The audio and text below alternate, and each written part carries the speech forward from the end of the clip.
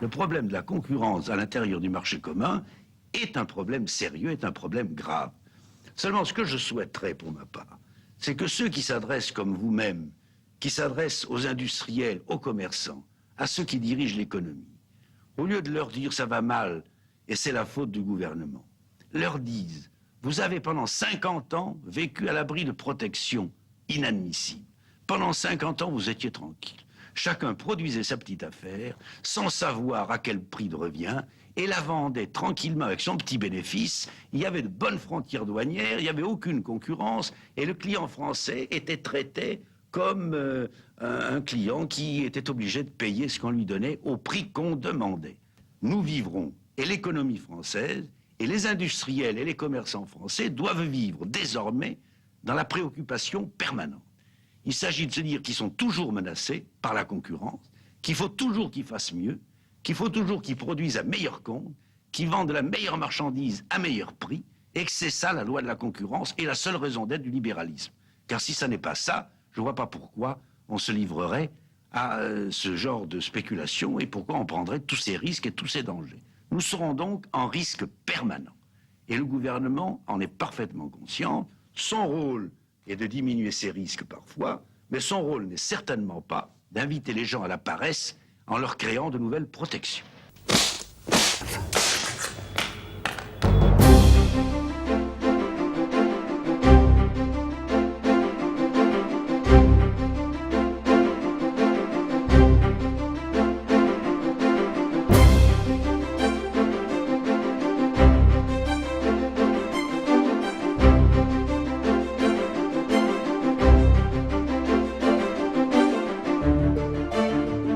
Je suis pour les RMI, mais je suis aussi pour faire en sorte que les ressources de la nation soient prioritairement affectées à ceux qui en ont le plus besoin. Ça, c'est une réponse alors parfaitement mimi. Il est bon pour la politique. Milliards de francs, oui, ça, c'est une réponse politique. Je vais expliquer. 24 milliards de francs, c'est le coût annuel à l'heure actuelle du RMI. Sensiblement plus important que lorsqu'il a été entendu en 88. Je dis bien, encore une fois, je suis pour les RMI. Il y a des effets pervers. Des personnes en bénéficient alors même qu'on pourrait penser qu'elles n'en bénéficient pas. Ça concernerait moins de 1% des bénéficiaires du RMI. À ce moment-là, on nous dit ça nous permet d'économiser 500 millions.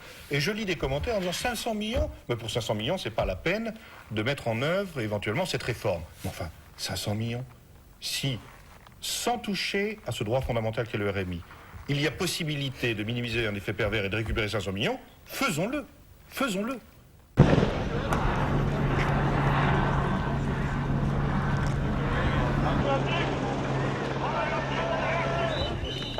Pardon, monsieur Yann Bucois, je suis signé indépendant, belge. Est-ce que vous allez tirer sur les ouvriers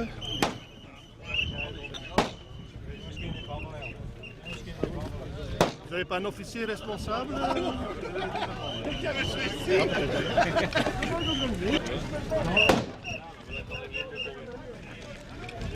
Pardon, il n'y a pas d'officier responsable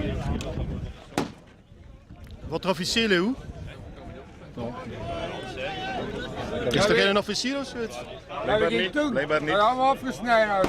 Ja, maar er is een officier die babbelt of zoiets. Et donc, situation classique. Oui. Donc, les chiens de garde de la bourgeoisie qui protègent l'or des riches nous empêchent donc d'entrer. Et on constate que si on ne change pas de système capitaliste, l'ouvrier sera toujours couillonné et enculé. We kunnen dus niet binnen, hè? We kunnen wel binnen. Ah, mogen we wel binnen? Ja, kom maar binnen. Ah non, on peut pas. Ah ouais, we zijn binnen. Parce que hier, ils ont leur bureau, c'est contre nous. Mais c'est leur chef. Ils ont leurs ordres. Oui, ce sont leurs ordres. Et ils ne gagnent pas plus que nous. Aussi, eux, ils ont des familles. Ils ont cherché du travail. Parce qu'il n'y a pas de travail. Et c'est pour ça qu'ils ont pris le travail payé. Peut-être qu'ils aiment ça. Hein? Non, ce sont des ouvriers. Et dans toute la guerre, hein, ce sont les ouvriers qui donnent leur blood, hein, leur sang. Hein. Mais on peut rentrer.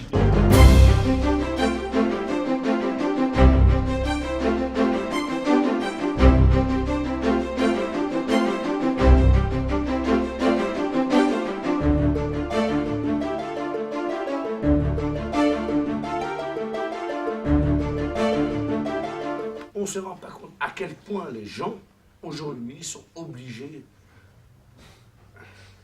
sont obligés de faire des merdes pour vivre. Des merdes pour vivre.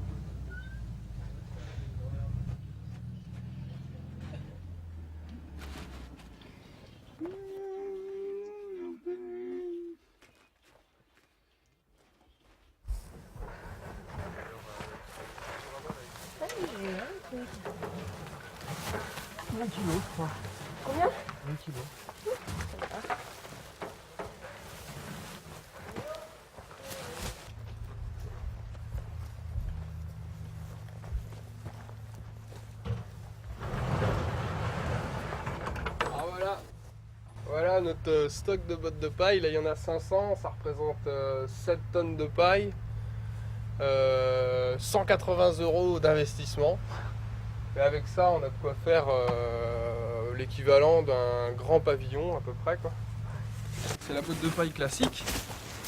Donc il y a deux modes de construction, il y a soit à plat comme ça, on a des murs qui font je crois que c'est 45. Donc c'est, on va dire, il y a trop d'isolant, quoi. Donc nous on va essayer de les utiliser comme ça. Et puis hop, on va les mettre comme ça. Après on va remettre un lit de terre par-dessus. Et puis hop, une autre botte par-dessus. Donc celle-là, c'est pas des super exemples parce qu'elles sont pas super tassées. Tac. Hop. Après on va enfoncer des pieux comme ça qui vont venir les lier entre, et puis les guider. En fait ça fait un peu une construction provisoire où ça danse, quoi, mais une fois que tout est à peu près aiguillé, renforcé, tout ça, c'est les enduits qui sont sur chaque côté qui viennent faire sandwich, quoi. Et puis ce qui est marrant sur tous les matériaux qu'on veut utiliser, moi dans 50 ans, admettons on démonte la maison, le ballot de paille, on enlève les pieux, on le renverse, hop, on refait un mur, on repart, le matériau il est réutilisable. Un morceau de bois, on l'arrache, on enlève les pointes, on recoupe un bout et il est à nouveau de bonne dimension, quoi. Et puis à la fin de vie, ce bout de bois là, on le découpe en morceaux de 50, on le met dans le poêle à bois et puis enfin, on l'utilise jusqu'au bout, quoi. Alors que sur des bâtiments contemporains, placo-plate, laine de verre et tout ça, à démonter c'est horrible, ça fait vraiment un truc crado, t'arrives à la déchetterie, tu baignes ça dans les bennes, puis bon débrouillez-vous, quoi. Mais tu peux rien en faire chez toi, donc t'es obligé déjà d'aller l'acheter, puis après il faut le remmener dans des réseaux où tu te demandes comment ils vont bien se débrouiller à retraiter ces déchets là, quoi. Alors que ça, à retraiter, au pire tu mets le feu dedans et puis c'est réglé. Quand j'ai appris le métier de maçon, on m'a dit bon alors c'est comme ça, c'est comme ça, c'est comme ça. Une maison finalement tu vois ça coûte 800 000 balles, t'es là. Alors tu fais le calcul, alors tu te dis tant que je gagne pas tant par mois avec un chrome de temps par-ci, une maison ça devient inaccessible. Puis en fait quand tu regardes par tes propres moyens, avec les matériaux locaux, en prenant ton temps, en ayant une maison un peu plus petite, démarrer avec un truc pas trop grand et puis ragrandir après, les prix t'enlèvent de zéro, quoi. Enfin entre ce qu'on... Ouais, tu peux enlever 100 fois moins cher, quoi. Ça peut être 100 fois moins cher une maison de la même taille, quoi. Pour moi, c'est sympa d'apprendre ça.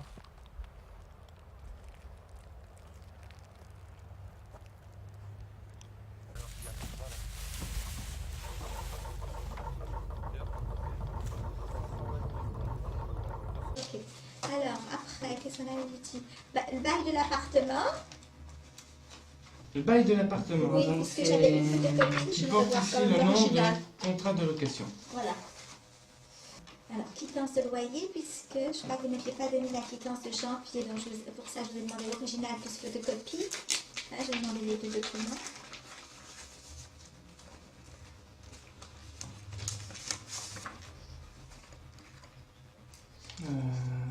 Donc la quittance. Janvier. Où est-ce qu'elle a mis, la date? Août.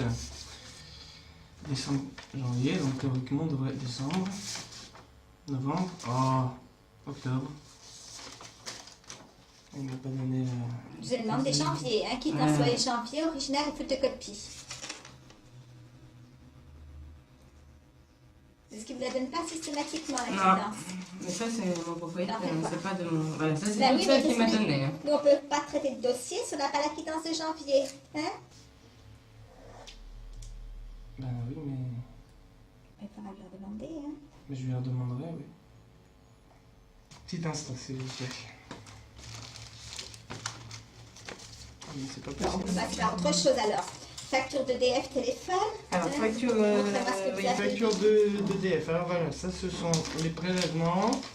Donc, avec, là c'est donc voilà, voilà, janvier 99, vous voyez, téléphone et accessoires, c'est au moment où j'ai donc pris le téléphone avec ces accessoires, ce que Donc, vous avez sous les yeux. Mais ici. autrement, Voilà. autrement, vous avez toujours un portable. Depuis 2-3 ans. Oui. Hein? Puisque, non, avant, dans l'autre appart où j'étais avant, j'avais un téléphone fixe. Mais depuis que vous êtes ici, Et puis, depuis que je suis ici, enfin, avant, j'avais, comme je travaillais, j'avais un portable, un téléphone fixe, et voilà. vous m'aviez présenté votre carte d'identité l'autre fois. Oui, je peux vous la présenter. Ah ben, je vais vous prendre aussi votre... parce que ça, je le garde toujours, c'est votre carte d'enquêteur. Ok, merci. Donc là, vous aviez... Ah ben oui, c'est une vieille carte qui est faite en province. Oui. Vous avez indiqué la totalité de vos revenus, là? Oui, ça, c'est ma déclaration. Oui, mais ça correspond bien à vos revenus. Ah oui, oui, oui, j'ai... T'as fait D'accord. oui. Alors, 51, 643.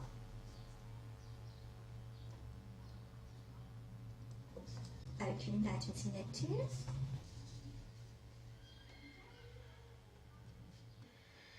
Mais vous vouliez voir aussi mon relevé de compte en banque. Ben, pour voir un petit peu vos moyens d'existence, puisque je ne sais pas comment vous faites pour payer Parce que c'est ça le... Voilà, alors là, j'ai demandé, en fait, à mon grand-père de me prêter de l'argent. Alors, grand-père. Prêterait argent, c'est ça? Oui. Il vous a prêté de l'argent combien alors? Alors, 3002. 3200 francs. C'est-à-dire, c'était ce que j'avais dit, qui était à peu près l'équivalent de... Parce que vous n'êtes voilà, plus du tout indemnisé depuis août 98. Hein? Ouais, tout à Donc fait. de quoi vous vivez depuis le mois d'août? Parce que ça fait août, septembre, octobre, novembre, décembre, Ben, très janvier, bien, février, en mars, fait. avril, mai. Décembre, janvier, février, ça va, parce que j'avais de l'argent, je l'ai dit la dernière fois. Vous avez des économies. Donc j'avais pas fait la demande. Vous aviez des économies. Oui, Vous pouvez me le prouver, ça, quel montant? comme quoi j'avais des économies. Oui. Moi, qu'est-ce que je vais expliquer?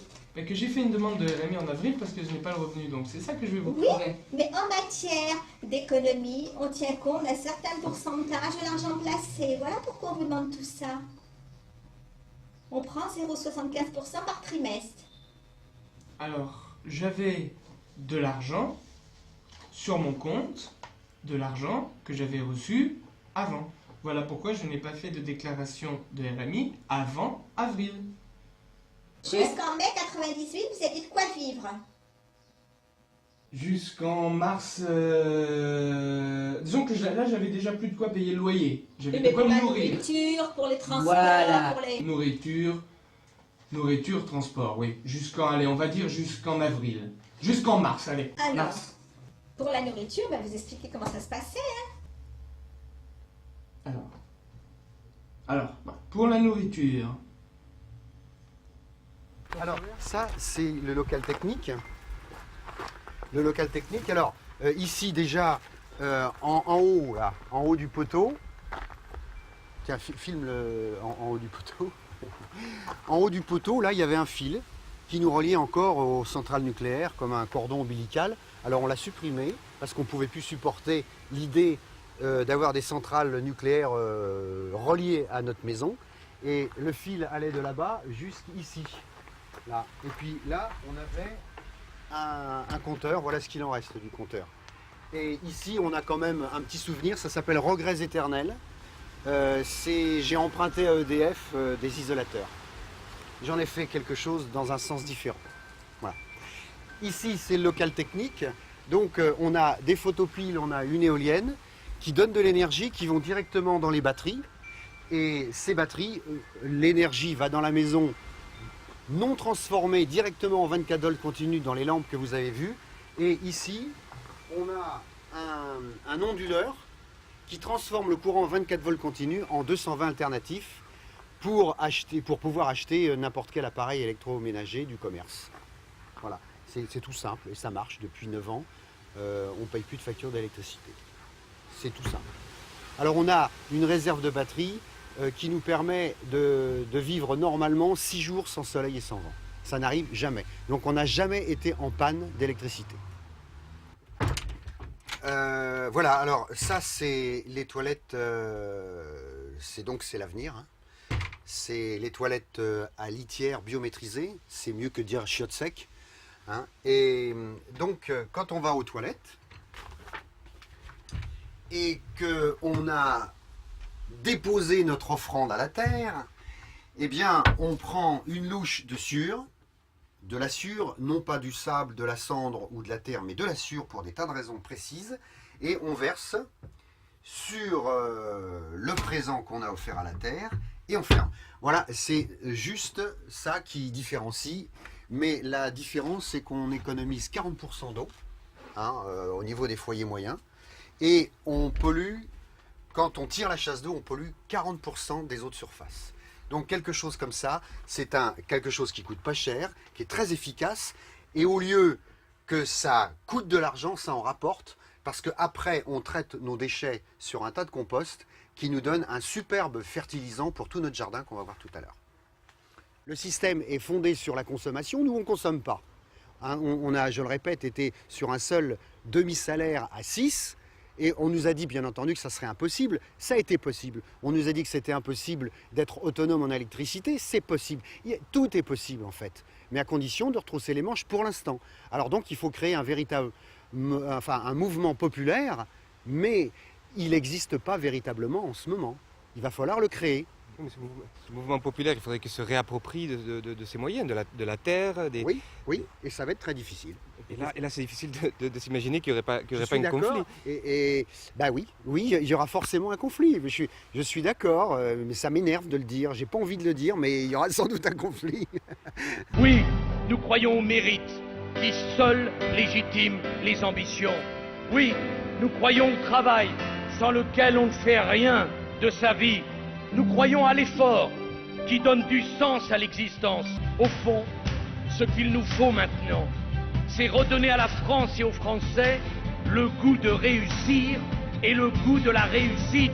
Ce ne sont pas des mots suspects, ce ne sont pas des mots coupables. Vous avez le droit de réussir pour vous et pour vos enfants. Nous devons inventer et incarner un nouveau modèle de réussite français qui ne s'inspirera d'aucun autre modèle, mais qui aura vocation à inspirer les autres. Nous ne parviendrons pas à bâtir un nouveau modèle de réussite si nous ne réhabilitons pas le travail.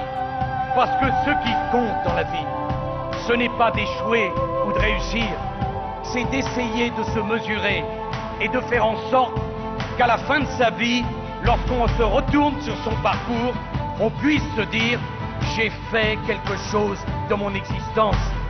La France qui travaille doit être encouragée, doit être récompensée, doit être remerciée, doit être montrée en exemple.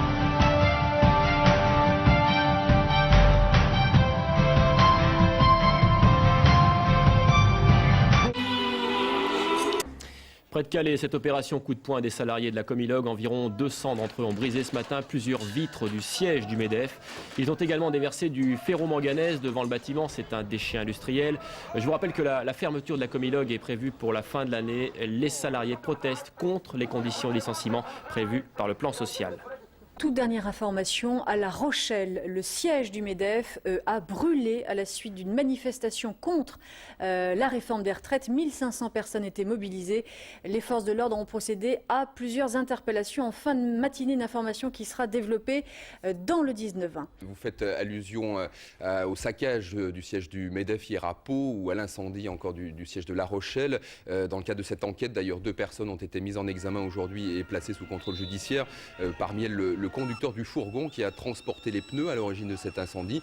Il est membre de la CGT. Est-ce que vous condamnez très fermement ce type de saccage ou est-ce que vous comprenez un petit peu cet énervement ?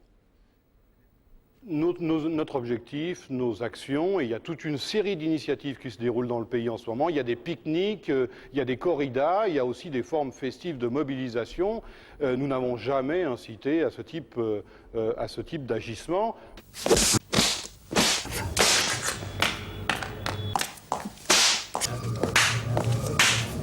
On ne gagne pas une guerre avec de bons sentiments. Vous êtes en train de faire classiquement de l'agitation propagande qui consiste à tout mélanger avec des concepts flous en posant des questions stupides, en croyant que la réaction de votre interlocuteur devra vous apporter des lumières de façon à bien montrer que le patronat épouvantable, suceur de sang du peuple, doit être condamné. Donc c'est pour ça que je mets fin à cette interview qui est absolument stupide par quelqu'un qui pose des questions totalement orientées pour essayer d'obtenir une réponse qui est que grosso modo il faut condamner le patronat et que ceux qui se livreraient à de tels actes criminels contre le patronat pourraient avoir des justifications. Je vous considère pour ma part que ceci est dramatique. À Villevorde, vous connaissez les graffitis à Villevorde ? Des gens ont écrit, attention, il risque de vous arriver ce qui est arrivé à Georges Besse en parlant à Louis Schweitzer. Ce que vous dites, j'interromps ça. C'est insupportable d'appeler au crime. J'appelle pas, je vous demande de quitter ce campus, immédiatement. Je vous demande que, pour la 3e fois, je le dis à la caméra parce que je continue.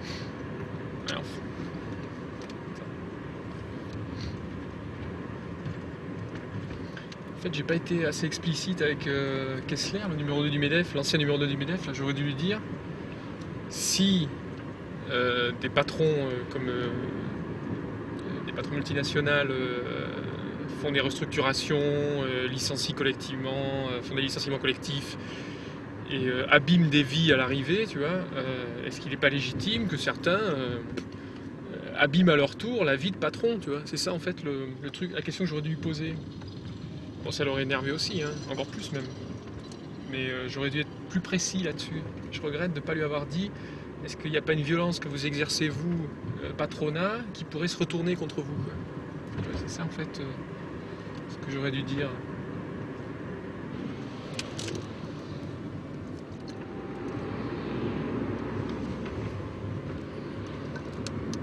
Parce que les gens d'Action Directe, en fait, ce qu'ils disaient, eux, quand ils ont exécuté Georges Besse, c'est qu'ils ne l'avaient pas choisi au hasard, tu vois, ils avaient pris un patron qui restructurait, qui dégraissait, comme on dit, enfin, tu vois. Donc ils n'ont pas pris cette cible au hasard, quoi. C'était un acte politique. Alors après, on peut déplorer la mort de Georges Besse et ne pas... Mais c'était pas un acte d'illuminé, quoi, tu vois. C'était vraiment quelque chose de mûrement réfléchi.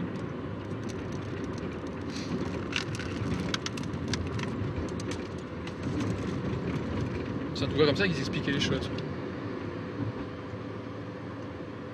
L'image de l'ouvrier est souvent attachée à l'industrie. Or, le monde industriel aujourd'hui est un monde dans lequel la relation de confiance, pour être crédible, est forcément à durée déterminée. Je répète, parce que la base même du travail et de l'emploi repose sur une technologie dont je ne connais pas la durée de préhension, dont je ne connais pas la durée d'application. Alors tu dis CDD, j'en sais rien. Moi, j'ai envie, si on accepte de discuter sur ces bases-là, de réinventer des régulations modernes. Car je ne crois pas que c'est ton schéma un peu ringard. CDD, CDI, qui a été inventé à un moment donné, qui devra s'adapter. C'est peut-être partenaire mercenaire, c'est peut-être bien autre chose, c'est peut-être, on a commencé à l'aborder, travail salarié, travail non salarié, je ne sais pas. Mais en tout cas, ce n'est sûrement pas copier un droit du travail inventé il y a 30 ans pour une situation qui était complètement différente, sur un droit du travail qui, aujourd'hui, ne correspond plus à la réalité du monde des hautes technologies. C'était pas ringard dans mon esprit. C'était une façon de caricaturer et de dire que, y compris sur les accords sociaux qu'on peut passer, ils sont forcément temporaires, transitoires, renégociables et pas mortifères, selon l'expression d'Henri Vaquin. Oui, que veut dire la prime d'ancienneté dans un monde qui bouge tous les 4 ou 5 ans? C'est une vraie question. est-ce qu'on ne doit pas essayer de réfléchir à d'autres données? Bien sûr. On y va. Question. Non, parce que depuis tout à l'heure, vous parlez de système de valeurs, un peu même visiblement d'éthique, de critique du scientisme, du productivisme, etc. Mais ça sont quand même des choses assez de surface.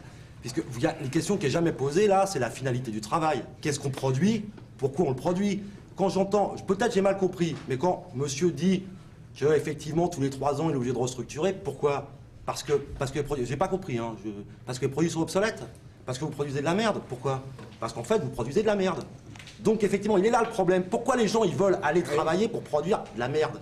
Pourquoi on produit? Pourquoi on va produire, par exemple, je sais pas ce qu'il produit le monsieur machin, mais si tous les 3 ans il est obligé de casser son usine pour en faire une autre et tout foutre à la poubelle parce qu'il vend de la merde à des gens, il vend des faux besoins à des gens qui sont obligés de le remplacer tous les 3 ans, machin, etc. C'est quand même là le problème. C'est quand même là le problème. Pourquoi on ira bosser? Il y a des gens qui vont bosser 40 ans de leur vie ou 40 ans de leur vie dans son usine, hautement qualifié, machin, tatati tata. C'est tellement hautement qualifié qu'il est obligé de la foutre à la poubelle tous les 3 ans. Mais c'est complètement délirant. Je me suis sans doute mal exprimé. On ne produit pas de la merde. C'est que la technologie, elle avance de plus en plus vite. Quand aujourd'hui, vous dites... Quand vous me dites qu'un ordinateur, aujourd'hui, vous en voulez plus, parce qu'il ne va pas assez vite, il n'a pas assez de capacité. Attendez. On crée le besoin. Allons, alors, je produis... Vous avez parlé de 2 choses. Je suis en train d'expliquer. Alors, ensuite, il y a la création de besoins. On pourra réfléchir. C'est bien le client comme qui crée le besoin.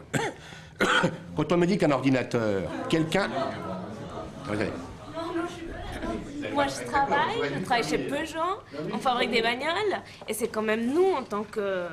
c'est nos services marketing qui vont aller chercher qu'est-ce que peut-être les gens pourront vouloir dans 10 ans, et on leur propose ça l'année prochaine. Mais c'est quand même nous, à la base, qui allons voir ce que les clients pourraient aimer, et c'est nous, quand même, qui créons le besoin, à la base. La satisfaction du client est en effet l'objectif principal de celui qui produit. Attendez. Non mais là, vous êtes quand même extraordinaire. Pardon ? C'est anticiper son besoin et lui proposer quelque chose dont il n'a pas forcément besoin, mais qu'on pense... Il n'a pas besoin. On a besoin d'avoir 3 voitures, on a besoin d'avoir... etc. C'est une évidence. On a besoin de jeter son ordinateur tous les 3 ans à la poubelle et sa voiture tous les 5 ans. C'est une évidence. Ça vous paraît évident à vous. Mais parce que si vous ne comprenez pas ça, c'est parce que vous ne comprenez pas que ça ne paraît pas évident à tout le monde, que les gens ils n'ont pas envie d'aller passer leur vie à crever au boulot pour produire des trucs, pour rentrer dans une logique aussi merdique que ça. C'est pas évident de rien. Je constate que si je produis un truc, une voiture que j'ai fait il y a 5 ans, eh bien, plus personne ne l'achète. Mais... Arrêtez de produire. Attendez. Je suis sûr que les salariés des entreprises vont être sacrément contents si on ne produit plus. Enfin, il y a des moments quand même où moi je veux bien, tout le monde applaudit à tel ou tel, on dit la France doit rester 60 millions de personnes, le meilleur du monde, avoir son train de vie, ses services sociaux, et tout ça c'est sans création de valeur. Alors excusez-moi, où vous allez trouver votre tout histoire ça? de progrès, effectivement, de bousiller des usines tous les 3 ans pour un mythique progrès, c'est de la foutaise. Aujourd'hui, jusque dans les années 70, on pouvait y croire. Maintenant, plus personne n'y croit. On sait, et vous le dites, et c'est écrit dans tous les journaux, et vous nous le répétez sans cesse, demain sera pire qu'aujourd'hui, et en plus, allons-y gaiement. Donc je vous dis moi qu'il faudra travailler plus, et que ce sera globalement insupportable. Voilà. Mais point. Mais je vois pas.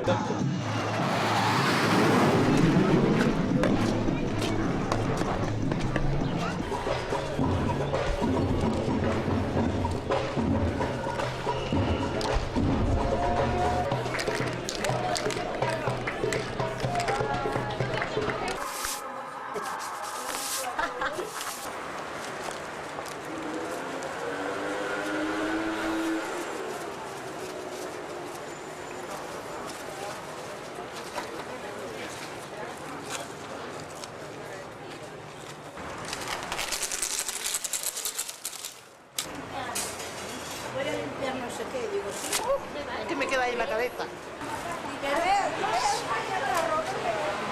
Dinero gratis. Esta putana era tú sin dinero gratis.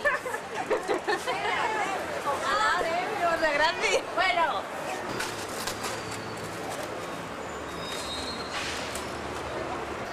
Dinero gratis. Dinero sí. gratis. ¿Qué le parece? Pues bueno, es que es una maravilla, ¿eh? Si ¿A es que dinero estaría gratis. bien? Hombre, es un regalo de arriba, pero no lo creo. No. No. ¿Y tú? Habrá que inventárselo, ¿no? Sí, pero ¿tú lo crees? Yo creo que nos lo tenemos que inventar de alguna forma. Bueno, pues nada, yo ya estoy a tu lado. Ya podemos ¿Ya somos empezar. dos? Claro. Venga, os felicito. Gracias. Contar conmigo. Vale, ya vendremos a buscarle. Vale. Adeu.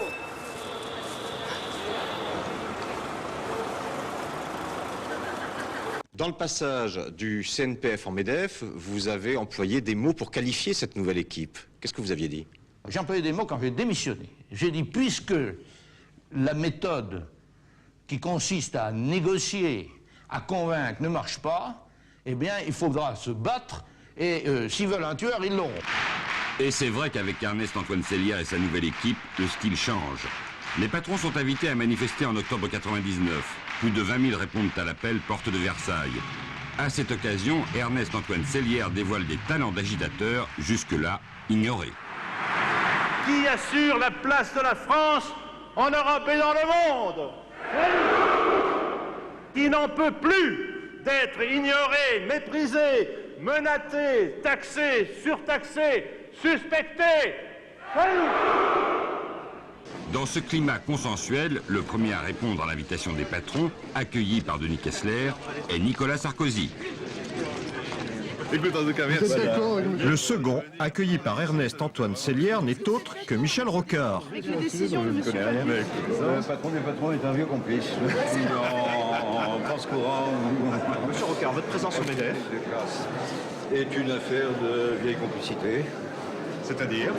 C'est-à-dire que la lutte des classes a fait un peu son temps, même s'il reste des antagonismes, et que je préfère gérer les antagonismes dans la confiance que d'exciper d'intolérance mutuelle.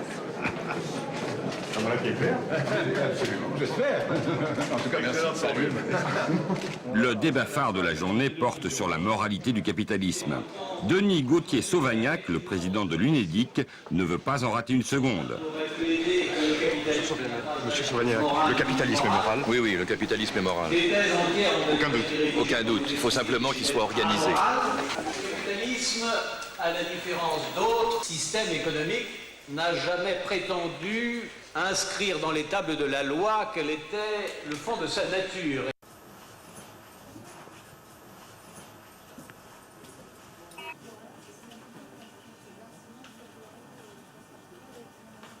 Là c'est la queue, c'est-à-dire que la plupart des gens ne vont pas passer, et donc ils font la queue pour rien. Voilà.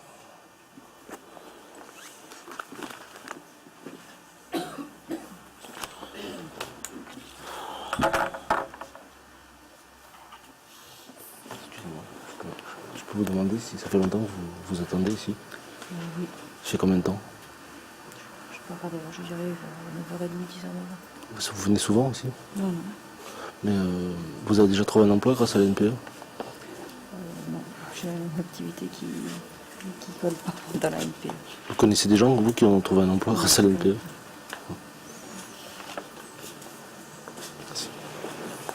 Excusez-moi, madame. Vous avez déjà trouvé un emploi grâce à la NPE? Non. Non. Vous venez souvent? Je viens par acquis de conscience, mais c'est tout. Est-ce qu'il y a quelqu'un qui a déjà trouvé un emploi grâce à la NPE ici?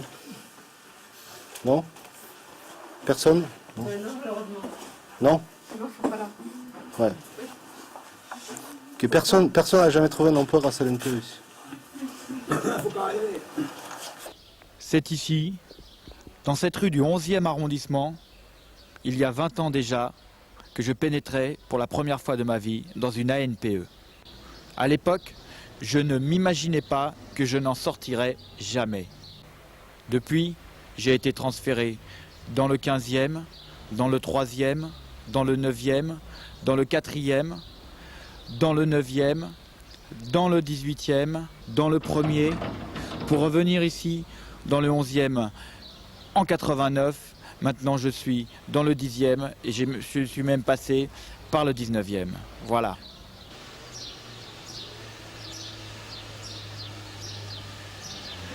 Le personnel m'a toujours bien accueilli.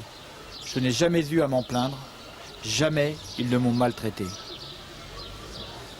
I left school in 1978. I did 4 weeks temporary job in 1990, and that's it. I've been unemployed, yeah. What happened between 78, was it? Yeah. And 90? 96, is it? Have you been forgotten, Kev, do you think? I wish I would be. You wish you would be? Yeah. Why? Well, I don't want to be here. You know, No, just nobody wants to be here, man. Well, no, that's what I mean. I don't want to work. Oh, you don't want to work? No. Oh, right. And why do you feel like that? Because it's pointless. It's just more money to be more in debt, you know. You work for a company for 30 years, they treat you like shit, and you're out the door. But how do you know you're treated like shit if you've never worked for a company that length of time? Ask any of them. But that's their opinion based on their experiences with various companies. But yeah, but it's like saying. But why is it a problem that I haven't got a job? You said, oh, he hasn't worked for ages, or he hasn't worked for it, and you're going, oh, poor dear, poor dear. You know, it's. Why do you think we're all sick because we're out working? Well, some of us might be quite happy on the dole. You know. Some people are. Well, that's right. So are you saying then, Kev, that you're happy on the dole? I am. So do you think then that I could offer you anything that might be of help, or don't you want it? I'm just not interested. When I get interested, then I'll come looking. But I'm not interested at the moment. What do you think? What do you think someone could do then to make you interested? Because nobody knows you better than you. It's like skydiving. I just don't want to do it. I don't need to come up to tell me and say, oh, this would be really nice. I just don't want to do it. It's of no interest to me. I've got better things to do.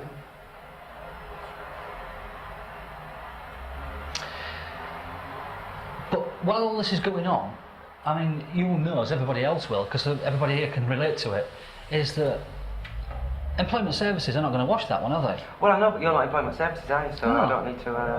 No, but I am. On this particular moment in time, I'm semi-speaking on their behalf. Well, the fact is that I don't want to work. I don't want to be here. Well, then I won't bother talking to you then. Oh, that's fine then. I'll bring the books in. But if I say I won't bother talking to you, then I fail. No, you don't. Of course I do. You because don't. then I've ignored you. No, you haven't, because you want to give some more time to somebody who does need some help, who does want an idea of where to go. Every person in this room, Kev, is entitled to an equal opportunity of being spoken to. Then give my time to somebody else. That's a request from you, Kev? Yes. Well then fine, then I'll do that. Thank you. What do you want me to say? Well, nothing. So you're going to sit there all week and say nothing? Well, I've got to, haven't I? Otherwise But at the end of the week, then you're still going to go out, probably with the same attitude as you came in. Well, How is that going to help? What was my attitude when I came in? I don't know, I'm trying to establish that. I don't know. How do you know I'll be going out? One of at the moment. My attitude at the end of the week will be, well, there's a week wasted. Yeah, on call. What would you rather do? I'd rather do what I do normally than be sat here having to listen to all this, you know. Well, what do you do normally? I entertain myself. Okay. But is that likely to help you in the future? What do you mean help me? I'm 35. That's a long way. So once again, I mean, you've got like 30 years to go before retirement. Who's retiring? I haven't started. Yeah? What's wrong with it? Why is... I know a lot of people have to work because you've got families. I haven't got family, right? I don't have to work. I don't have to go out and get that money and put some money into my kids' mouths. I don't have to do that, right? Mm-hmm. So, but for me, it's like I'm told if I haven't got a job, I'm nobody. Yeah, that's what I'm told. You're telling me, well, you've got 35. What, you've got a long time without a job, Kev. Oh, no. Maybe he's going to have to live on his own, you know, with his own mind and his own brain. You know. Did I say you're a nobody? Are you serious? You're talking about, you've got a long time to go, so I'm not going to be able to, so, because I don't have this job, I'm not going to be able to survive. I'm like not going to be sensible, anything. a rational adult. Yes. I cannot make you do anything. I know you can't. Right. But all I can say to you is that we live in a world which is constantly changing. Some people will argue and blame other... I'm not blaming anybody. No. I'm asking to be left alone. I said some, Kev. Now, I personally can leave you alone. That's not a problem.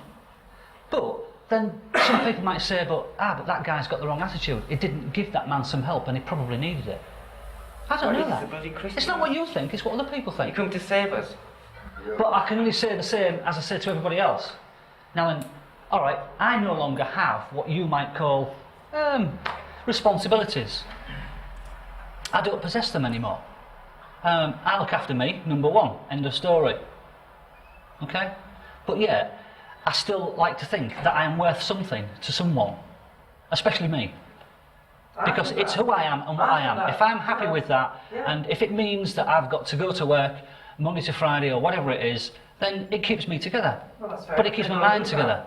It keeps me busy. Yeah, that's good. I could drop dead tomorrow. That's good. I don't want it.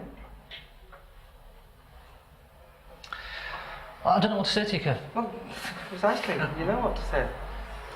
But I'm not saying to you that you are beyond anything. It's just that... I'm not saying I'm beyond. Why do you keep saying I'm beyond something? Oh, you're beyond our help. Well, no, You know, the problem is that Employment Services are not going to let you carry on the way you're going, are they? You don't work for Employment Services. I'll deal with them as I deal with them, as I've dealt with them through the years.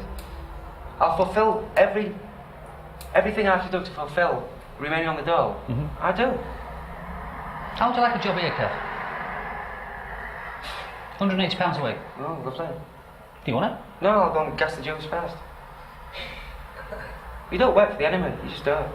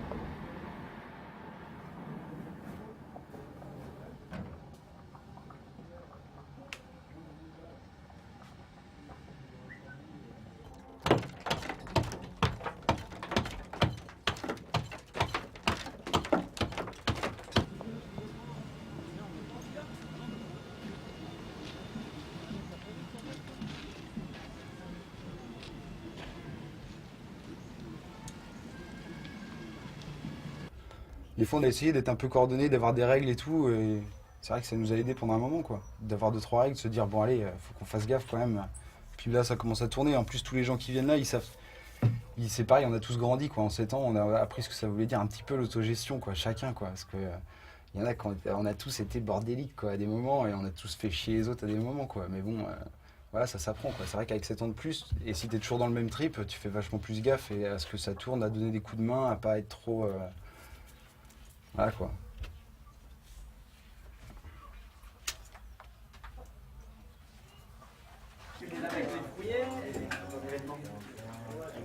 Ah oui, il va pas c'était le dimanche. Non,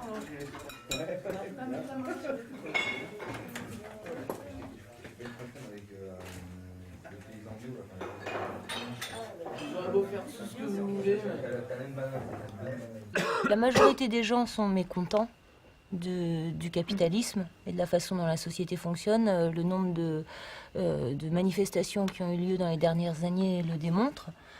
Seulement la difficulté en France, c'est qu'ils ne voient pas d'autres alternatives possibles.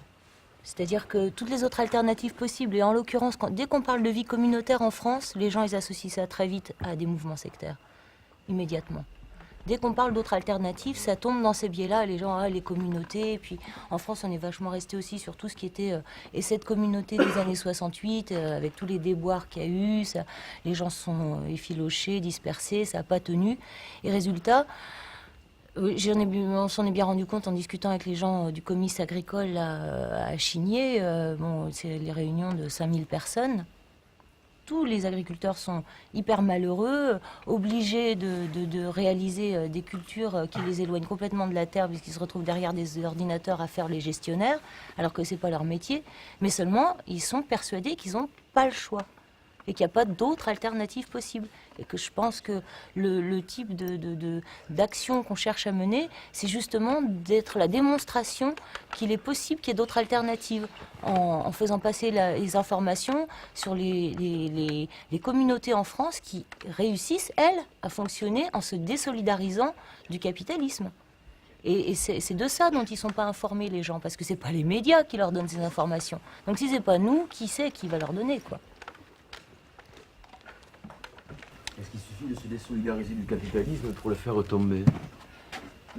Si tous les gens mécontents se désolidarisent et réussissent quelque part à se réapproprier leur vie, il y arrivera bien un moment où il y aura effondrement. On va projeter plusieurs documents relativement courts. Donc on peut enchaîner les documents les uns après les autres et puis ensuite en débattre. On peut éteindre la lumière de la salle là? Ouais, ça doit être jouable. Ah, ça fait comme au cinéma.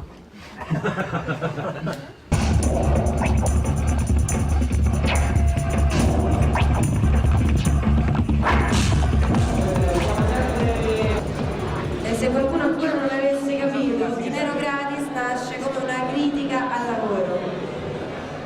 Es una crítica al trabajo que no se expresa como el deseo de pedir algo, sino como la necesidad de respirar. El trabajo nos impide respirar. Es un grito de asco contra la miseria cotidiana. ¡Dinero gratis! ¡Libros! ¡Dinero gratis! ¡Libros gratis!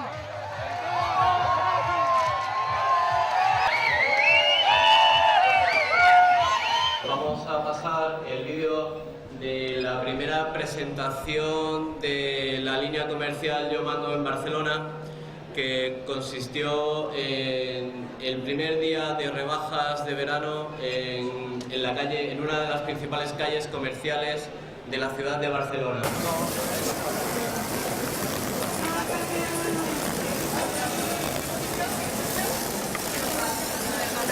Perdonar, aquí no lo podéis poner, ¿eh? Mira.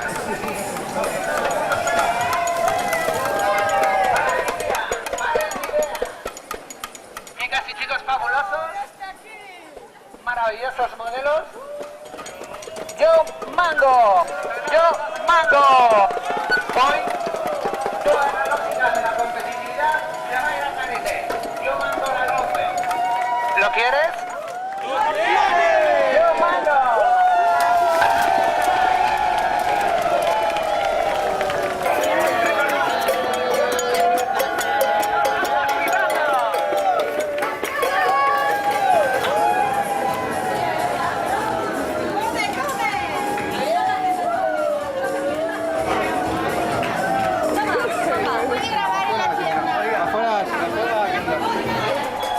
A ver, esto es performance, sois unos ladrones de mierda, ¿me entiendes? Unos ladrones. Vale. Yo mango, Los viernes, yo mango. Los viernes, yo mango. Los viernes, yo mango.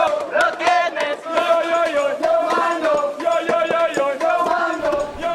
Yo mando no consiste en la mera apropiación legal o ilegal de las cosas, sino en articular y dotar de autoorganización, de objetivos y herramientas, de imaginación, de deseo e inteligencia, de una nueva gramática a la conocida práctica de la expropiación. Se trata de inventar nuevos gestos que en su repetir abran nuevos mundos en los que habitar. Y bueno, si queréis ir practicando el Yo Mando, saber que mañana por la noche en el espacio del Hub va a haber una cena Yo Mando, así que si conseguís por ahí aportar algo a esa cena y venís a cenar, podremos compartirlo entre todos y todas. We have tomorrow important.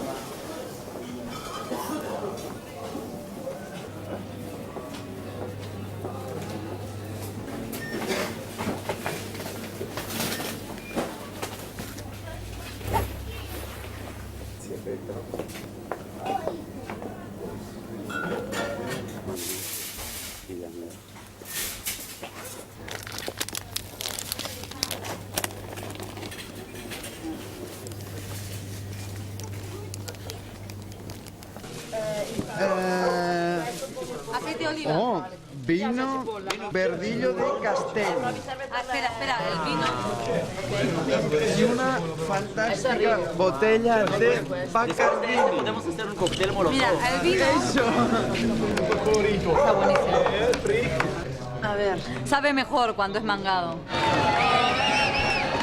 We're about to begin the Yo Mango dinner.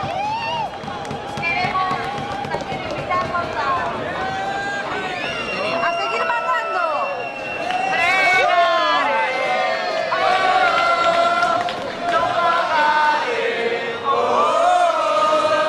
¡Abajo el trabajo! ¡Abajo el trabajo!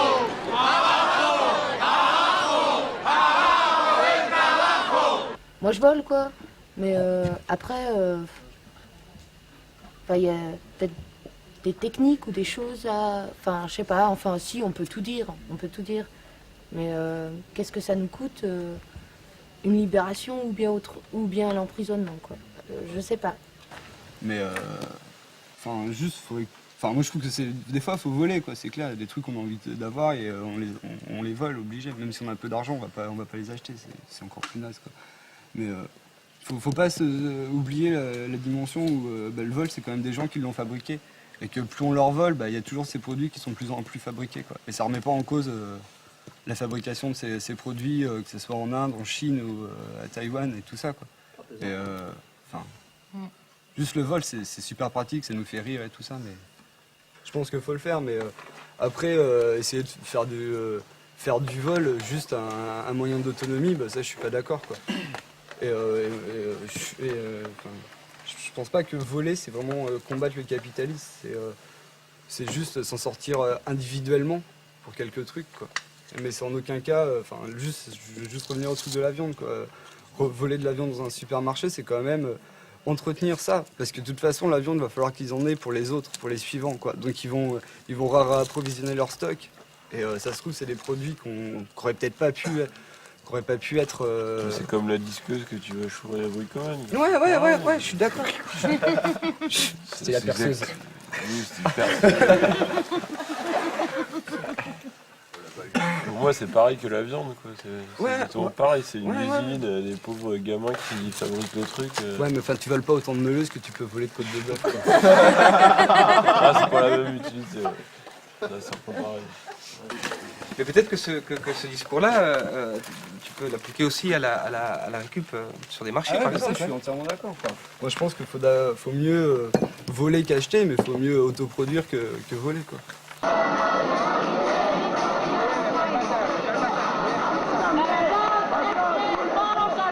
Que aparecen en este continente no son producidos los trabajadores con su trabajo, con 8 horas, 10 o 12 horas diarias de esfuerzo. Y ya que los trabajadores que les pertenece por derecho propio no se lo llevan, los que estamos parados nos consideramos moralmente aptos para llevárnoslo.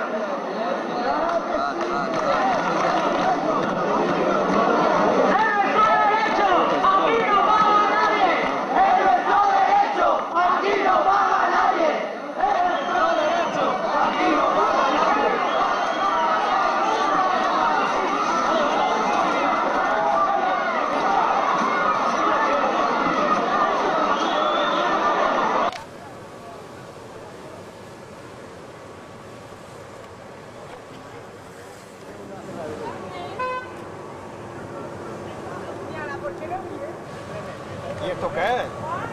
Habla de la huelga de mañana, pero ¿Qué va? también... Trabajar es de ensayar la muerte. Joder, ¿y esto qué es? ¿Qué? Madre mía, que ensayar en la muerte. Joder. Dinero gratis a 50 kilómetros o a 30, lo que quieras. El tema de la huelga más que otra cosa. Pero más allá de la huelga, es gente que se hace la pregunta si vale la pena trabajar, sacrificar su vida al trabajo, ¿no? Hombre, no vale la pena, no vale la pena. No, eso no. Por eso está bien atado el trabajador, como si fuera una rueda de un coche rodando toda la vida. Ese es el significado. Es que me lo han dado ahora y no lo he podido leer, por eso no te puedo opinar mucho, ¿eh? En este papel solo se habla de cambiar la vida. y de dejar de trabajar como el primer paso para cambiar la vida. Y se anima a la gente a utilizar la jornada de huelga del día 20 para asaltar los supermercados, entrar a los ayuntamientos, montar fiestas, ir a las oficinas de trabajo temporal y convertirlas en merenderos, por ejemplo. Por ejemplo, al final, digámoslo claro, es insufrible esta vida al servicio del trabajo donde vivir y trabajar son la misma cosa, la misma mierda. Pero nuestra respuesta no puede limitarse a decir, eso no nos lo quitaréis, en esto no cederemos. Hemos de ser capaces de hacerles sentir el miedo a ellos. Sabemos que no vamos a cambiar el mundo, pero podemos hacer de la huelga algo más que un paseo de muertos, como nos proponen los sindicatos. No vamos a cambiar el mundo, pero podemos cambiar el lugar del miedo. Que sean ellos los que se asusten esta vez. Que sepan que no estamos muertos, sumisas ni cobardes. Trabajar es ensayar la muerte. Alors que demain s'ouvre le sommet européen de Séville sous la présidence espagnole, José María Aznar est confronté à son premier grand conflit social. Les deux syndicats les plus importants avaient appelé à une grève générale aujourd'hui, un mouvement pour protester contre une réforme de l'allocation chômage. Christelle Meral. ¿Qué estás pintando? Proletarios del mundo. Proletarios del mundo, dejadlo ya. El sinvergüenza que ha escrito esto. Este. Abajo, el trabajador. El trabajo dice, no el trabajador. Sí. Y abajo el trabajo. Claro, lo que dice, sí. Qué bonito, ¿verdad?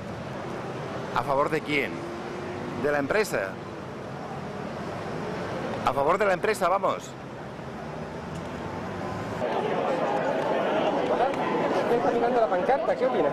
Pues no sé, estoy alucinando. La pancarta no nos interesa. No, ¿por qué no? ¿Abajo el trabajo de qué? Dice que el trabajo es peligroso. No, hay que trabajar. ¿Por qué? Porque hay que trabajar. ¿Por qué? Porque hay que comer y para comer hay que trabajar.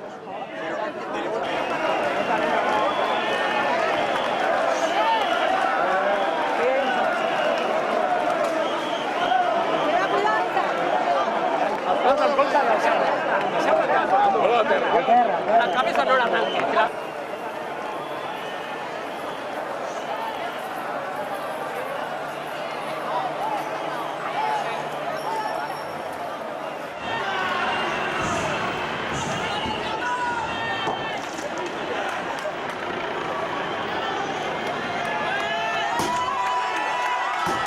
Mañana dirán que un pequeño grupo de provocadores se ha infiltrado entre los pacifistas. ¿Qué más da? Nosotros sabemos que no es verdad.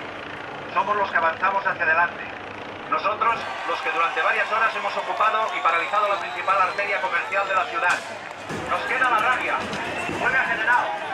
Dinero gratis.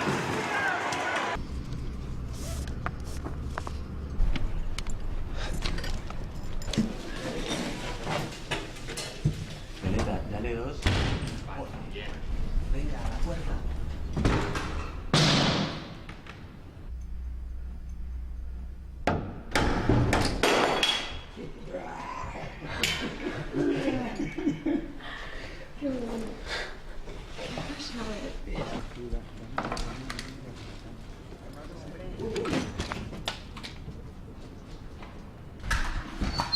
Hola, què tal? És que suposo que sentit uns sorolls, no? Sí, ni collonit. No, tranquil·la, que no passa res. No, li veníem a explicar. És que hem vingut, com que hi ha tants pisos buits aquí, i som gent que no ens podem pagar un lloguer... No, és que aquests pisos van a terra. Ja, però encara falta molt de temps, això ho hem mirat als plans. Si us ho deixen, jo ho trobo bé, perquè és una problemàtica que teniu al jovent.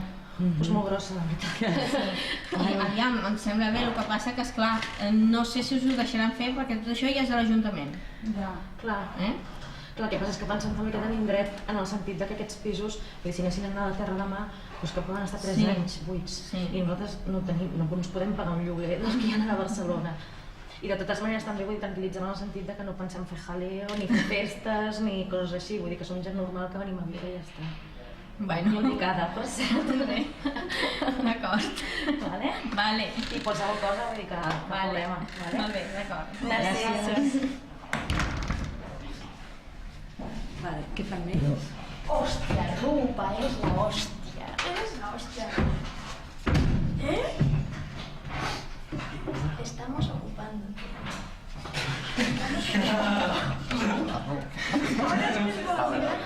La puerta de un piso con...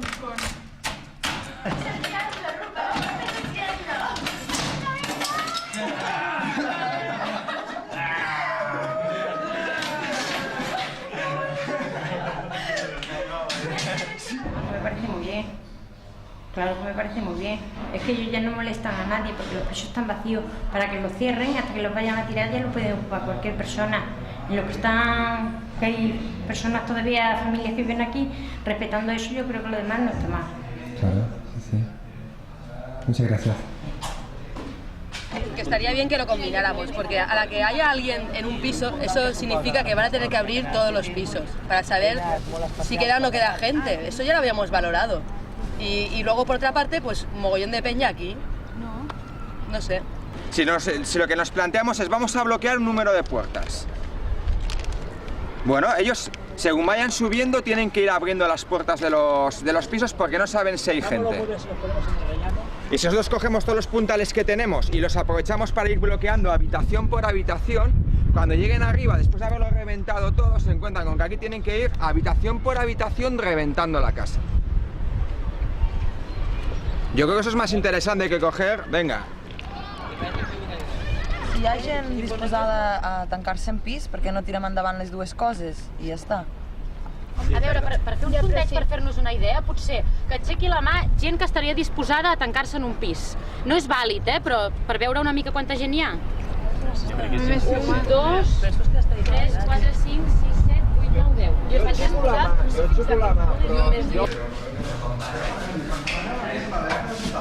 Aquest pal el deixem aquí?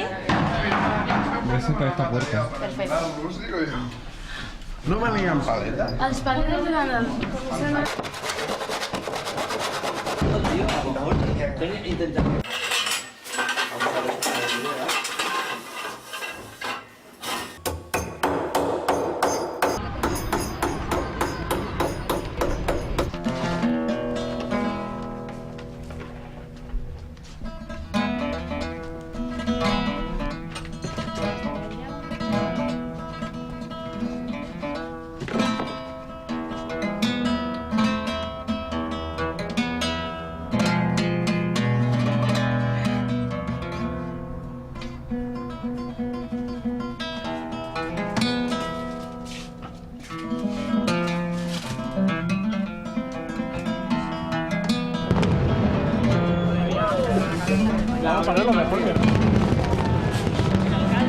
Inauguran las miles de viviendas, gracias. ¡Las miles de viviendas!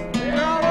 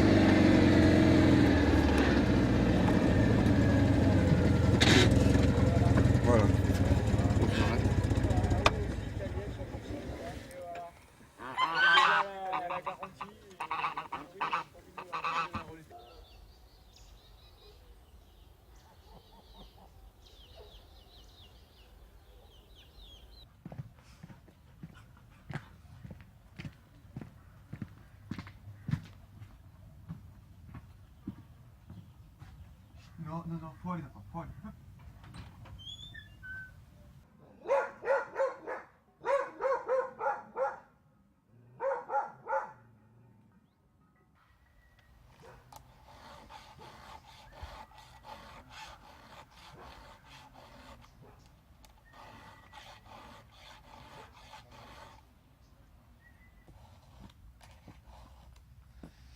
Et je te donner du grain aux poules?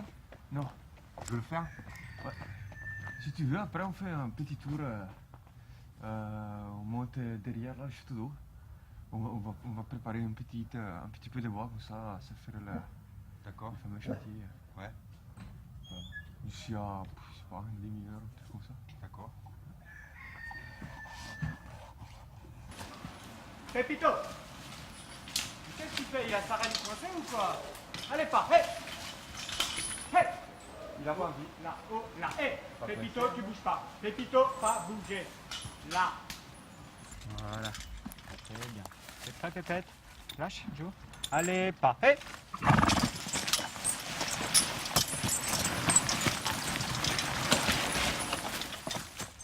Les gamins, qu'est-ce que c'est? Allez, pas, hé, hé! Bébé, allez, allez, allez, allez, allez.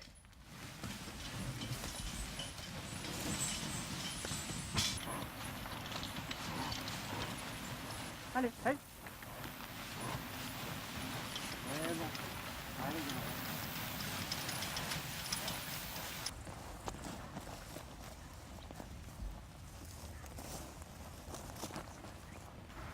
Après, de ce côté, c'est pareil, ça part quand même assez loin. Alors là-bas, il y a le Mas d'Asile. Là-bas, il y a Clermont.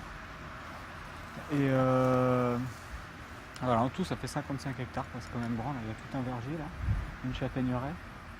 Et puis dans le creux, là-bas, il y a du bois à gaver. Quoi. Et que personne ne sort parce qu'il faut sortir avec les chevaux. Donc voilà, il n'y a que nous que ça peut intéresser. Quoi.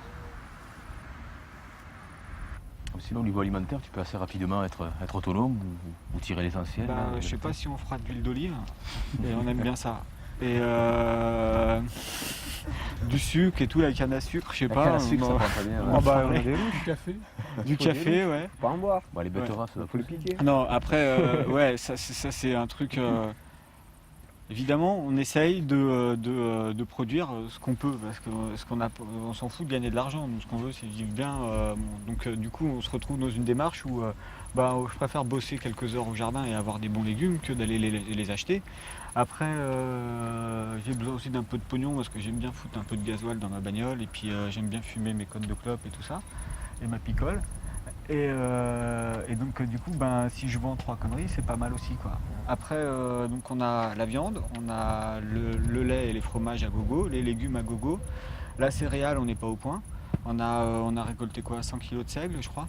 Ouais, à peu près. À peu près. Donc si jamais on veut agrandir les cultures, faire un truc sympa, c'est ce qu'on va ressemer parce que c'est un bon truc après un défonçage de prairies pour coloniser le sol. Et par contre, on a récolté la paille, on va faire un peu de la construction avec. Là, on fauche avec les chevaux. Donc là, un tracteur, même un tout petit comme celui-là avec une faucheuse, le gars, il a fait ça en 3 heures. Nous, on a mis 3 jours. Et donc, c'est tout un peu comme ça. Alors, on n'est pas pressé. Moi, je me suis fendu la pêche à le faire. On a une satisfaction qui est haute une fois que c'est fait. Et puis, en plus, on a des crêtes un peu de punk dessus. C'est super. Non, c'est bien. Je suis content, quoi. Mais bon, voilà, c'est pas l'efficacité, je crois, qui est recherchée. C'est plus, en fait, on a écrit une charte ici. La première phrase de la charte, c'est Baliote est un lieu d'expérimentation individuelle et collective. C'est-à-dire que si tu as envie de faire un mur tordu, fais ton mur tordu, quoi. Préfère quelqu'un qui fait finalement un mur tordu, pas de mur du tout. Et parce qu'au moins, il repartira avec quelque chose, quoi. Il saura peut-être faire un mur tordu au moins, quoi. Mais bon, le truc, c'est que on est là pour se faire de la pêche, pour apprendre et puis pour savoir ce qu'on veut vraiment, parce que finalement, c'est quoi, moi je suis prothésiste dentaire de formation. Un jour j'ai pété un plomb, je suis parti avec mes chevaux et puis du coup bricolage, saison, machin, esclave chez l'un, esclave chez l'autre et compagnie. Ça fait 10 ans que j'ai pas bossé, j'en suis fier. Et par contre, voilà, je préfère m'éclater ici parce qu'on réinvente autre chose. Moi, je croyais d'être bien passionné par la mécanique, mais je me retrouve de moins en moins avoir envie de prendre les clés dans les mains. C'est une histoire d'hydraulique en plus.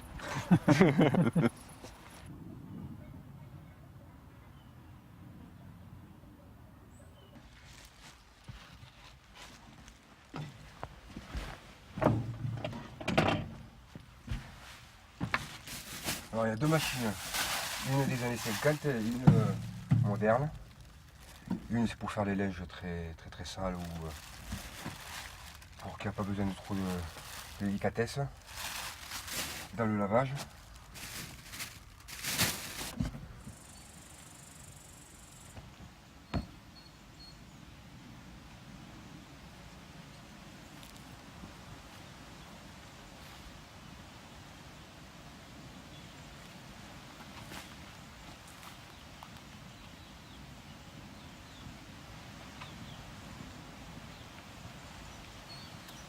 On va se rendre maintenant au mondial de l'auto où la sécurité a aussi ses stands et ses défenseurs, ceux qui se battent pour que la voiture reste un moyen de communication et un outil de plaisir. Bernard Darny, bonjour. Oui, bonjour à tous, bon dimanche. Enfin, moi, mon but, c'est que l'automobile retrouve sa place au sein de notre société, à savoir la bonne place, instrument de liberté fabuleux, outil de communication incroyable, et instrument de plaisir, bien entendu. Les consommateurs automobilistes deviennent véritablement des citoyens de la route. Aujourd'hui, vous avez le sentiment que beaucoup d'entre eux ont compris cette nouvelle philosophie. Ce débat, il est baisé parce que, voilà, il y a des Chinois qui bossent comme des ânes, t'as l'état de pays, etc. Et grosso modo, si tu veux, le mec, pour moi, déjà depuis plusieurs années, je me suis rendu compte, le mec qui touche le RMI ici, il touche ça en partie aussi parce que il y a plein d'énergie du travail qui sont captées ailleurs. Et c'est assez compliqué quand même. Hein. Oui. C'est assez compliqué. Ce qui n'est pas compliqué, c'est de savoir que le travail, c'est un outil de soumission de toute manière. On peut dire que les citoyens naissent libres et égaux, et mais le travailleur ou l'étudiant ou machin, il est soumis. Il est soumis, oui. Et donc, si on lui enlève le travail, on lui enlève aussi cette soumission quelque part.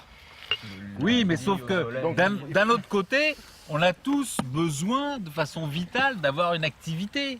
Oui. On n'est pas là à être comme des légumes, on est là quand même pour manipuler la matière. Non, mais le problème, c'est qu'on adapte le travail comme une forme d'exploitation. Oui, voilà, mais c'est pas forcément une forme d'exploitation. Ils s'en foutent, mais alors comment ils vivent? Il faut faire la nuance, il a employé deux mots qui veulent dire deux choses différentes. Travail et activité. Voilà. Ah, mais pour moi, c'est complètement... Voilà, c'est pas pareil, quoi. C'est pas pareil, mais c'est très compliqué. Oui, c'est compliqué de définir les notions. Ouais. Voilà, on est en train de pinailler sur des histoires de est-ce qu'on choisit de travailler, d'avoir des activités, est-ce que les activités sont rentables, pas rentables, etc. Alors qu'on est dans une putain de société où finalement, si tu calcules qu'est-ce que ça coûte le RMI sur 100 ans à la société française, ça coûte même pas le 5e du trou qu'il y a eu du Crédit Lyonnais il y a quelques années et qu'on est tous en train de rembourser et qui a engraissé des porcs. Donc le débat à ce niveau-là, pour moi, il est ridicule. C'est du débat travail-famille-patrie, c'est du débat le travail, tu travailles pas, t'es un feignant, t'es une merde, etc. Et puis après, qu'est-ce qu'on appelle travail et pas travail, etc. Moi j'aimerais bien le redéfinir parce que finalement, essayer de retrouver ne serait-ce que se renseigner, lire des trucs, discuter, aller dans des forums, et puis se passer le lundi au soleil et puis revendiquer le droit à la paresse, c'est déjà un travail pour moi. C'est déjà important parce qu'on apporte sa pierre à une réflexion collective. Et qu'on a besoin d'avoir une réflexion collective qu'on a pu depuis super longtemps, et c'est pour ça qu'on est dans la merde et qu'on nous bouffe cette putain de réflexion collective par ces espèces de trucs, travail, feignant et tout le bordel. Et puis tu peux lire tous les journaux que tu veux, c'est toujours travail, feignant. Et moi je revendique le lundi au soleil, le RMI en tant que travailleur social. Moi je m'en fous si c'est le lundi ou le mardi, mais... C'est-à-dire l'histoire c'est que les RMI c'est pas... On essaie d'avoir des idées. Travailleur social. La question elle est de savoir comment tu places l'État là-dedans. Est-ce que tu penses que l'État, il agit pour le bien commun? Tu laisses l'État si tu où tu les as trouvés en rentrant. Exactement, oui, mais voilà, tu te poses en demandant à l'État d'être, et le RMI c'est pareil, d'être un régulateur social. Alors qu'en fait, si tu pars sur un autre postulat qui est que le bien commun de toute manière pour l'État n'existe pas, donc il va forcément protéger des intérêts. Ben oui, moi je pense qu'il y a un postulat quand même à mettre, à réfléchir sur le rôle de l'État là-dedans, avant de négocier avec lui, quoi. On ne parle pas des mêmes... avec l'État, on n'est pas sur la même longueur d'onde. Et puis derrière le RMI, il y a tout on va dire, le fantôme, le spectre du chômage. Parce que qu'est-ce que c'est un RMI? C'est maintenir quelqu'un avec un minimum vital et qui sert de spectre à une plus grosse majorité de la population. Ouais, c'est plus vrai. Enfin, moi je le vois plutôt comme ça. C'est parce que coûte l'État, c'est parce que du coup, l'argent qu'il investit dans le RMI, mais il le récupère au centuple, je pense. Par tout le rôle social, le rôle qu'il peut y avoir autour du RMI. Le RMI, ça me permet quoi? Ça me permet de finalement prendre mon temps pour finalement travailler sur un projet qui ressemble le plus à celui que j'avais envie de voir. Donc du coup, ça me donne le temps parce que moi, avec le RMI, je suis le roi du pétrole. Je suis vraiment tranquille, j'ai pas besoin de plus. Hein. On a du super fromage de chèvre, top bio zen, du jardin cultivé là-bas, enfin le raisin il est parti de là-bas. Les patates, je sais pas d'où elles sortent. Bon, les nouilles c'est du supermarché, mais on va faire une usine à nouilles un jour. Ça c'est super, ça pour régulariser l'histoire. Une usine autogérée à nouilles. Ça c'est une clé. Ouais, mais on en parle ça. T'as raison de dire que t'es le roi du pétrole parce que justement. Par rapport aux micro-expériences qu'il peut y avoir ici à Balouette, tu vois, le RMI, ça permet, donc évidemment, vous êtes en relative autarcie, donc vous avez des déplacements en voiture qui ne sont pas trop importants, mais dès que tu veux être d'ailleurs, entre autres, militant, actif, etc., du coup, tu payes énormément d'essence, et grosso modo, si il n'y a jamais eu d'études dans des micro-territoires comme ici, mais avec, il y a beaucoup de locataires du RMI ici, au moins la moitié du RMI, il part dans l'essence, donc grosso modo, l'État, il récupère 75% de ce qu'il donne.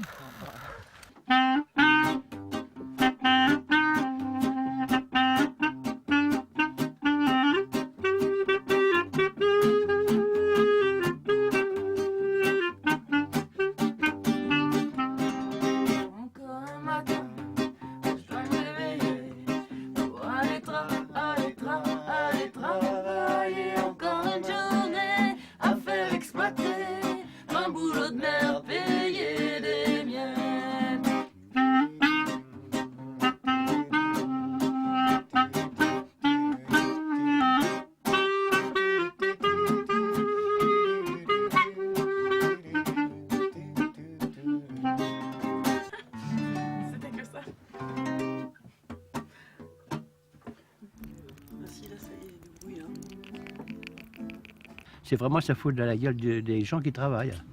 Vous trouvez? Ah oui. Il faut quand même qu'ils se mettent une chose dans la tête, que s'ils touchent le RMI, il y en a d'autres qui travaillent pour qu'ils puissent toucher le RMI. Ah, je suis assez d'accord. Hein. Ah, ben voilà, c'est tout, c'est ce que je voulais dire hier. Après... Parce que vous, c'est pas pareil, parce que vous ne touchez même pas le RMI. Vous subvenez à vos besoins, sans rien demander à personne. Donc c'est pas pareil.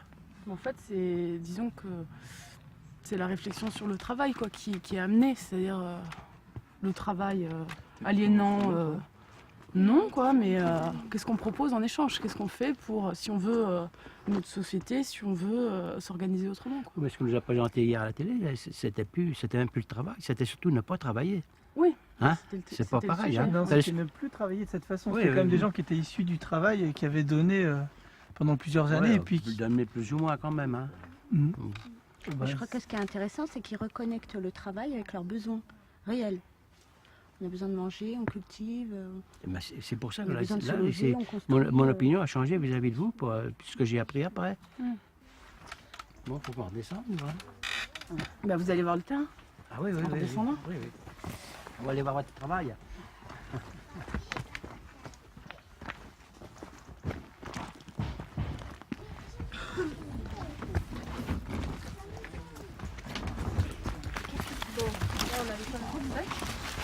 Vous devez connaître les toilettes en sec. À l'époque, il y avait j'ai entendu parler, oui.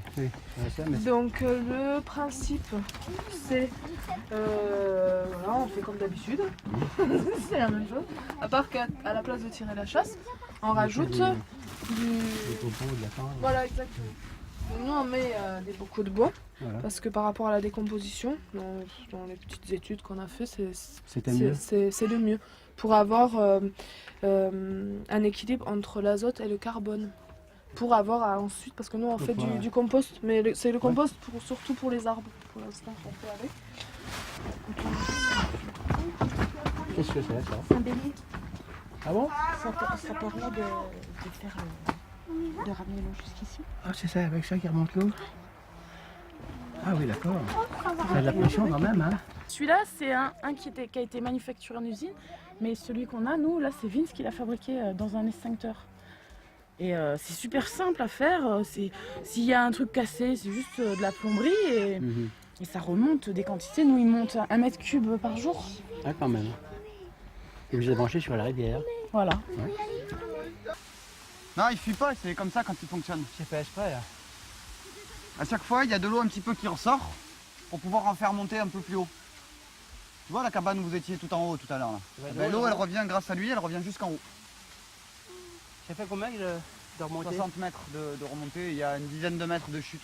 Et un mètre cube à l'heure? Non, c'est environ 1,5 mètre cube par jour.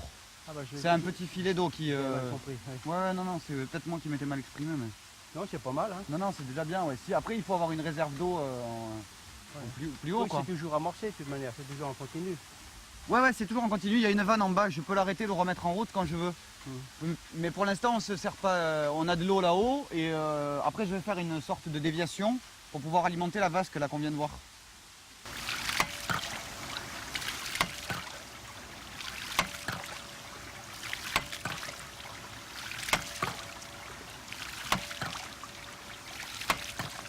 L'autonomie, c'est un mot un peu vague, mais le fait de pouvoir décider, construire, au maximum s'assumer au niveau de ses besoins, de réduire de les réduire, de pouvoir les contrôler, de pouvoir bâtir son environnement, c'est la voie la plus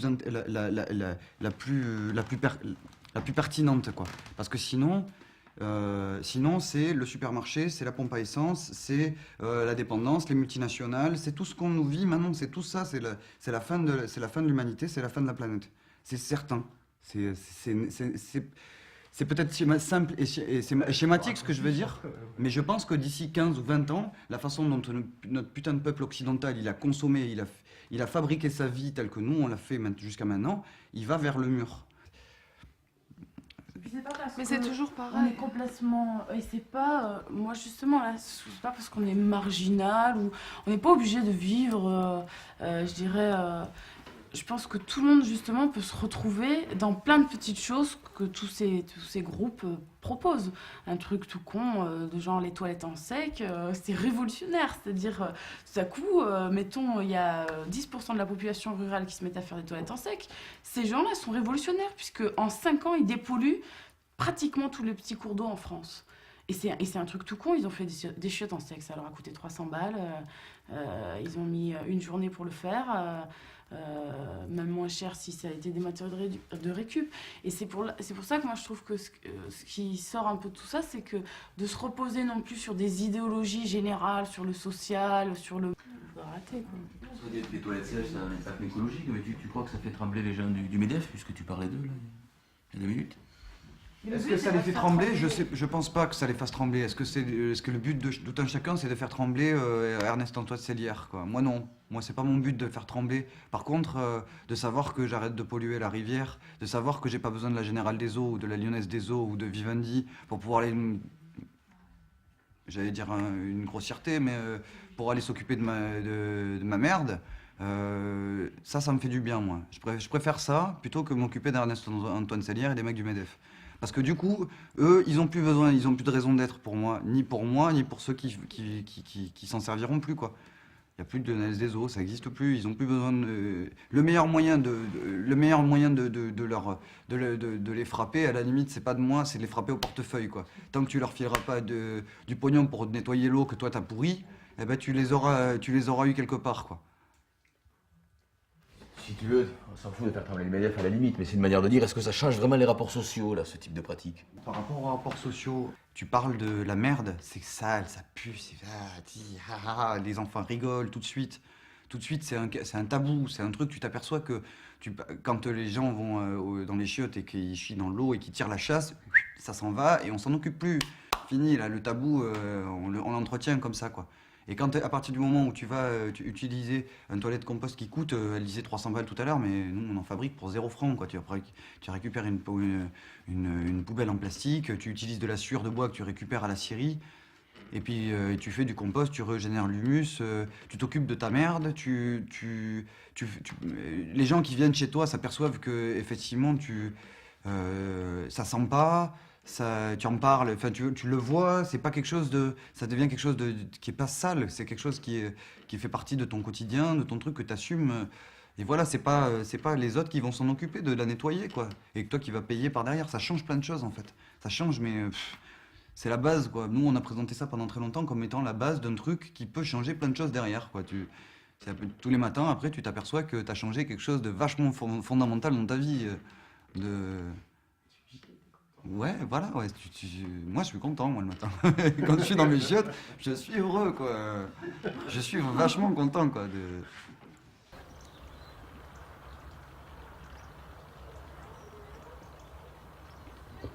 Bon, on a démarré en même temps. Hein. On a quasiment tout démarré. Le troupeau, bon, on a défriché parce que c'était un pâturage à moutons, quoi, ici. Il y avait juste un berger qui gardait pour un propriétaire, mais c'était plus habité. Alors nous, on a tout remis en culture, on a défriché des terres un peu parce qu'on n'en avait pas assez.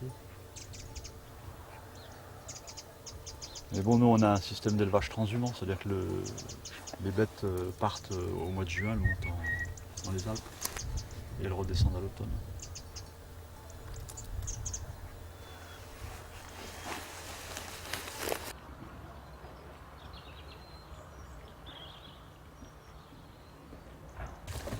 C'est quoi là-bas? Où ça? Là-bas? C'est la porcherie, ça. Les cochons, vous n'avez pas vu non plus? Non. Ben voilà. Pour là-bas. Bon, on en a presque trop, si tu veux, par rapport à la place qu'on a. On en a, je sais pas, une cinquantaine en tout. Hein. Mais ça correspond quand même à ce que nous, on veut pouvoir manger dans l'année. On fait aussi un peu de charcuterie. 50 pour une centaine de personnes sur l'année, c'est pas forcément... Ça fait quoi je dirais, ça fait peut-être 2 cochons par mois ou 3, c'est pas énorme. Ceux qui sont là depuis le début, vous avez jamais eu une fiche de salaire? Ah non, jamais. Des gens qui n'ont jamais cotisé une caisse de retraite de leur vie, c'est quand même assez rare dans nos pays. Hein. Ben, ouais. Volontairement, enfin, comme un choix volontaire, tu vois. Donc se pose à un moment donné le problème de la...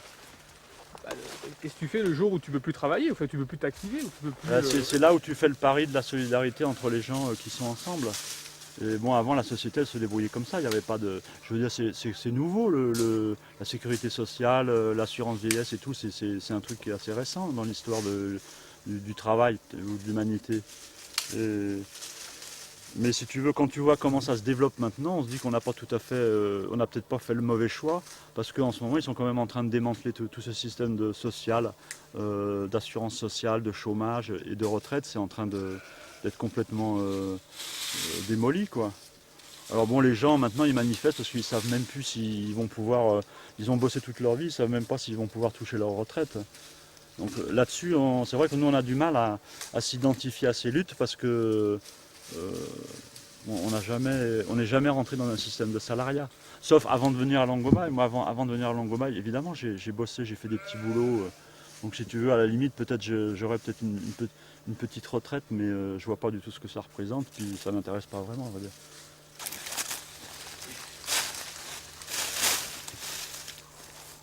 Alors que vous avez l'air de ce point de vue-là plus démunis, en réalité vous avez fabriqué votre notre retraite, c'est le capital, c'est plutôt le capital de confiance qu'il y a entre nous. Bon, après, on n'était pas à l'abri d'un gros pépin, où tu es obligé d'avoir de l'aide extérieure. Je veux dire, nous, on n'a pas de chirurgien chez nous, ou de gens encore qui savent guérir le cancer, par exemple. Tu vois.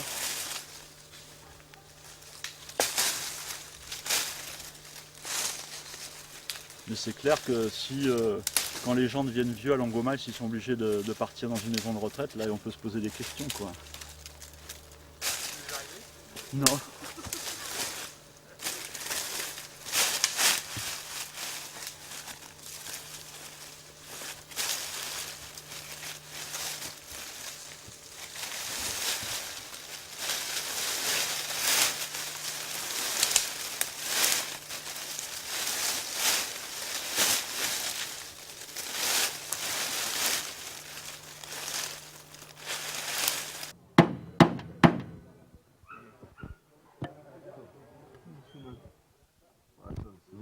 Qu'est-ce que tu fais?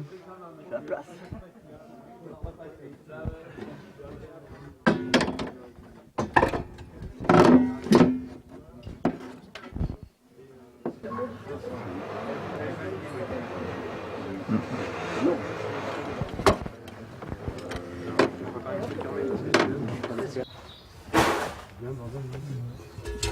Donc 1 litre d'eau permet d'économiser 4 litres de fuel.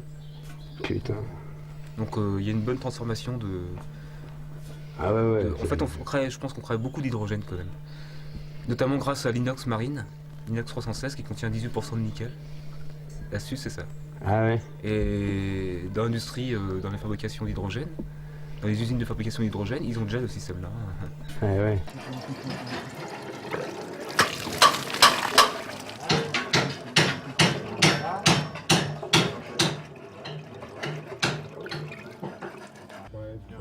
Et l'eau, c'est de l'eau... C'est de l'eau d'une éolienne, d'une petite éolienne de pompage.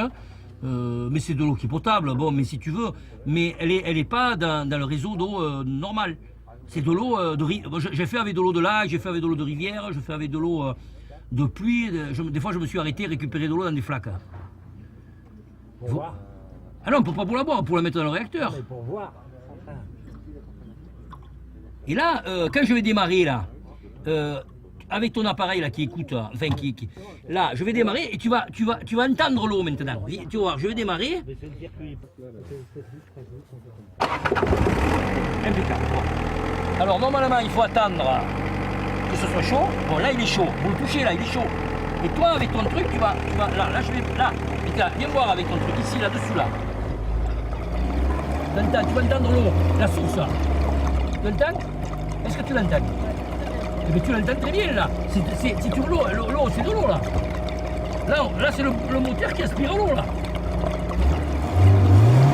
Là c'est l'hydrogène. Mais par exemple, tu vois, on s'est aperçu d'un truc, c'est que en recherchant à plusieurs comme ça, on trouve des solutions super simples et qui n'ont pas d'intérêt commercial. C'est-à-dire qui n'auraient aucun intérêt pour un bureau d'études de développer ça. Mais le capital, il faut être clair. Le capital a comme principe de rendre les gens dépendants. Donc tout ce qui peut émanciper l'espèce humaine, c'est mis aux oubliettes, comme le stalinisme. Tout ce qui est... Et eux, ils compliquent. Maintenant, les voitures, c'est de plus en plus compliqué. Donc le problème, ils compliquent pour avoir toujours le pouvoir. Les garagistes, ce ne sera plus des mécanos, ce sera des mecs qui changeront des pièces, ils auront un truc qu'ils mettent dans la truc, la panne vient de là, on enlève ça, on remet ça, point. C'est ça. Comme le diester, quoi. Et le diester, c'est une manière de transformer l'huile le plus compliqué possible pour te dégoûter de faire un biocarburant. Quoi. Bon, mais si tu veux, donc, tout le problème, notre tâche historique à nous, c'est de simplifier pour le plus grand nombre. Et là, bon, ce qu'on a fait, c'est ça. Là, on était 10 il y a 3 semaines, là on sera, mettons, une dizaine de plus. Chaque individu ici présent, comme je te disais, se resocialise à d'autres copains et d'autres copines. Mais ce qui est bon, c'est faire des rapports de socialisation. Alors c'est des bricoleurs comme nous qui vont changer. Non, c'est toujours dans l'espèce. Dans l'espèce, c'est toujours. Non, c'est pas des bricoleurs. C'est toujours dans l'espèce une minorité qui a porté l'avenir. Ça a été la bourgeoisie au Xe siècle. Et ça a été les capitalistes financiers au XVe siècle. Ça a toujours été une minorité qui change d'intentionnalité. Le problème, c'est comme dit David, le problème, c'est qu'il ne faut pas que ça devienne marchand cette affaire. Autrement, on reconstitue le pouvoir séparé. Il faut que ça soit pris par tout le monde. Ceux qui souffrent, mettons, dans le Burkina Faso, qui n'ont pas d'eau, enfin, qui n'ont pas d'eau, qui n'ont pas de... ils pourraient faire des pompes et irriguer des choses, etc. Est-ce que la technologie peut être réappropriée par le peuple? Voilà la question. Parce que là, c'est le pouvoir, la technologie. À bon escient. À bon escient. C'est une autre histoire. Il faut revenir à 1840.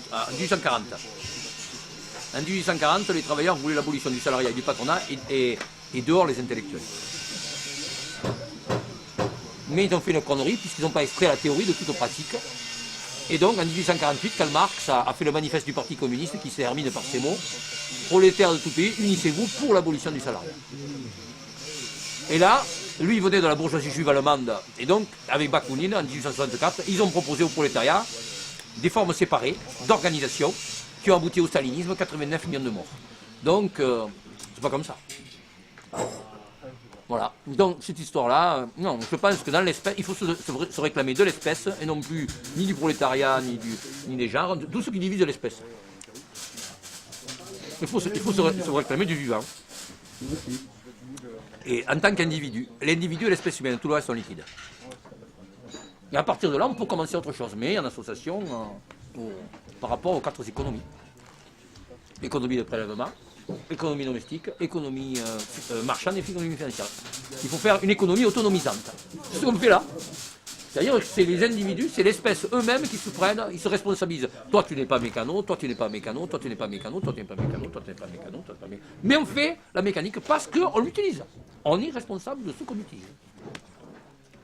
Et à partir de là, les choses peuvent peut-être changer. Mais c'est une autre forme complètement de vie.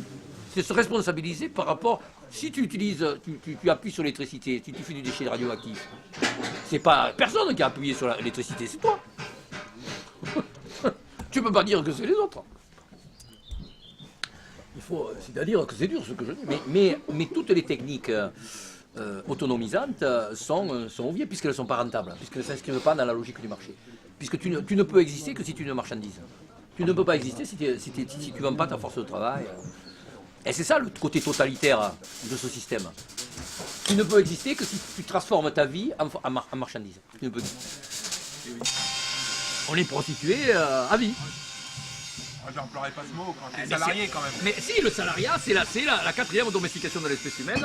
C'est la prostitution. Évidemment, les salariés, quand tu vas, ils ont 12 formes de pathologie. Parce que là, on n'a rien dit si on n'a pas fait la critique du salariat. Les salariés, ils ont 12 pathologies. Ce sont des individus soumis aux hiérarchies, qui ne prennent pas d'initiative, qui sont exploités, routiniers, qui ont peur.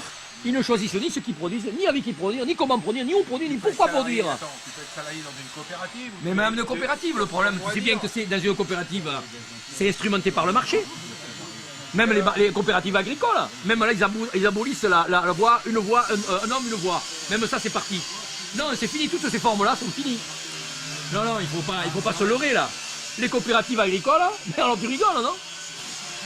Tu rigoles complet, ça a été intégré, le système a réintégré, décomposé, et même pour faire des coopératives ouvrières, ils te créent 1000 embûches. Non, le problème il est beaucoup plus... Il y a des expériences qui existent quand même. Non mais bon, c'est des gestions du capitalisme, c'est une autogestion du capital. C'est le capital vert, ça... Mais quoi, le problème... Du capital, c'est quand même un match de progrès, je veux dire. Attends, on ne peut pas se passer du truc là. Non mais on ne peut pas se passer. On peut faire évoluer peut-être nous doucement ce qu'on veut, mais je veux dire, la société telle qu'elle est, bon, on est tous dedans quoi. Ouais, alors, on peut avoir des vues, mais il ne faut pas tout jeter, non, mais historiquement... Là, tu jettes tout là. Non, mais tout, historiquement, ça n'a pas été toujours comme ça, donc ça peut disparaître. Alors ça c'est sûr.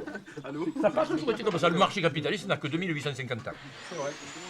Donc, dans l'espèce humaine, moi je propose une autre intentionnalité. Actuellement, c'est argent spéculatif plus argent. Je propose activité et non pas travail, puisque le travail c'est de l'argent mais tu perds du temps.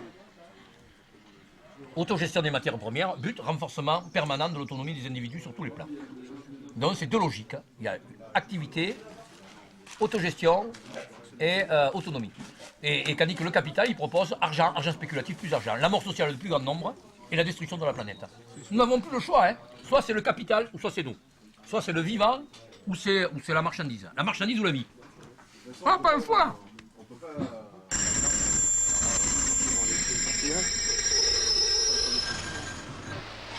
Mais ce qui est bien, c'est qu'on n'a pas peur.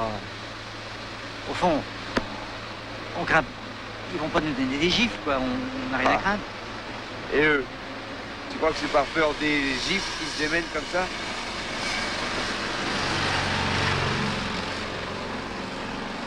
On n'a pas le droit. On n'a pas le droit de se conduire comme ça. Oui. On devrait leur dire, vous êtes trop grands pour... Vous êtes trop grands pour prendre des gifles et des coups de pied au cul. On devrait leur dire ça. Là, tu viens de dire un truc terrible, parce que, tu te rends compte, ça fait quoi? Ça fait 10 minutes qu'on s'est évadé. Hein. Ouais. Et au fond, maintenant, on a quelque chose à dire aux gens. Mais comment on va le dire? Bon, on va trouver quelque chose à dire. Formidable de pouvoir se parler, sans se connaître, hein. Pour dire quoi? N'importe quoi. Parler de soi. Pas intéressant. Il y a des livres qui font ça 100 fois mieux. Bah dis donc, t'es pas heureux, toi? Si, je suis heureux. Je sais qu'on n'a rien à se dire, mais je sais aussi qu'on a le temps de le chercher. Et je sens qu'on va trouver des choses qui n'ont jamais été dites. Et ça me rend heureux. Ça m'excite même drôlement, tu sais.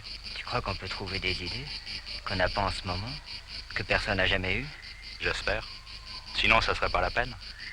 Ah dis donc, c'est vrai, c'est excitant. On nous dit, le bonheur c'est le progrès, faites un pas en avant. Et c'est le progrès, mais ce n'est jamais le bonheur. Alors si on faisait un pas de côté, si on essayait autre chose, si on faisait un pas de côté, on verrait ce qu'on ne voit jamais. Qu'est-ce que tu fais? Je regarde dans ma tête. Si on faisait un pas de côté, les queues ne tomberaient plus en face des guichets. Si on faisait un pas de côté, les fusils ne tomberaient plus en face des soldats. Qu'est-ce que t'as fait? Eh ben, je m'amuse. Si on faisait un pas de côté, les coups de pied n'arriveraient plus au cul. J'ai fait un pas de côté, je me suis retourné, il a fait aussi un pas de côté et pan, je l'ai pris dans la gueule. Si on faisait un pas de côté, au lieu de sonner chez soi, on sonnerait chez le voisin. Monsieur? Bonsoir, je suis votre voisin. J'ai jamais osé vous parler, alors je pensais que ça pourrait peut-être commencer ce soir. Puis c'est trop stupide de pas habiter, de cohabiter sans se connaître. Vous savez qu'en rentrer, ça fera plaisir. Et si on échangeait nos papiers d'identité? Ça fait 34 ans que je m'appelle Henri-Marie Marcel Jean. Alors moi, je voudrais vraiment changer. Tu veux t'appeler comment? Viviane Aldieri, c'est bien? Non. Viviane, Moi, je cherche. ouais, ce que je voudrais, Non. moi, c'est une carte d'identité. Il n'y a pas quelqu'un qui s'intéresse? C'est Moi, je suis que- née dans le 15e, j'habite toujours le 15e, je voudrais changer. Ah bah allez tiens, où? tu veux aller dans le midi? Oh oui, moi j'ai ça une me maison plairait. avant, si tu veux. Oh Ah maintenant, oui, c'est oh plus oui. moi, c'est lui maintenant qui est Ouais, moi. ouais. Mais t'es d'accord? Ouais, mais alors, moi, je voudrais garder Viviane Alzieri. Tu peux garder? Tu peux Mais le prendre non, aussi, mais si non, tu moi, veux. oui. Mais Oh, je peux changer l'adresse? je suis un nom de peintre, bien si tu veux, tiens, tiens, regarde. regarde. 28, 37 aussi, ça fait 9 ans de différence. Ah ben d'accord, tu gagnes 9 ans. Bah oui, je gagne 9 ans, je perds 9 ans. Mais non, tu les gagnes. Et si on arrêtait tout? Qu'est-ce que tu fais? La révolution! Faut pas être démagogue, mais c'est quand même. J'ai l'impression que le film a été fait par les gens qui vivaient à cette époque-là et qui se contentaient pas de la vie qu'ils avaient à l'époque. Ce film s'est fait et on leur a montré, ils ont dit oui, c'est vraiment ça qu'on veut voir et c'est ça qu'on aimerait vivre en fin de compte. Et il s'en est fallu peu qu'on le vive d'ailleurs, mais c'est exact que la société était prête à basculer, toute la société était prête à basculer pour une autre manière de vivre, pour une autre expérience. Il faut se rappeler qu'à l'époque, les salons de l'auto n'existaient plus.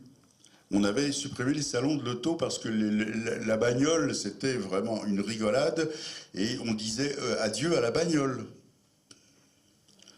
On disait adieu à plein de choses. On était prêt à vivre autrement. Les gens des banques disaient c'est une rigolade de travailler dans les banques. Bon, c'est fini, ça va. C'est des choses dont on n'a plus besoin. Ça va s'étioler et on fera autre chose. Il y avait un rêve collectif fantastique. Et qu'est-ce qui s'est passé? Il s'est passé en 73 le choc pétrolier et le début du chômage. Comme si cette société menacée avait réagi physiologiquement à cette menace et avait trouvé des parades par la peur.